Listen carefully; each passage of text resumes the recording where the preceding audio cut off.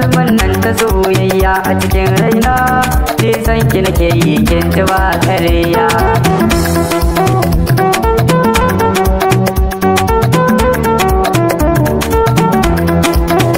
Zan yi farin ciki sosai in za ki fahimci zance na, in na zauna ganin ki nake yi a idanuna a cikin raina. Samsam mai sona ba na manta ki, kaunar ki nake yi na ce har zuci da baki na.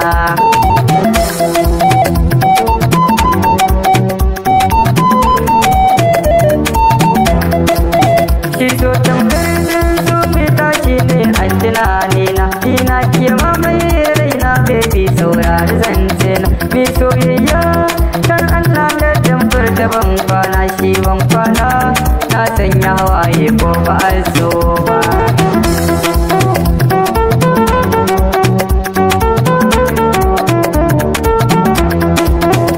Burin zuciya ta samu abin da take so kullum, duk ya shiga raina mai so na sai da duwa yake kullum. Ni ganin ki nake so ke ce mai sa na farin ciki kul, ki ji mai sona ke sanyi wa kalmar so mai daɗi.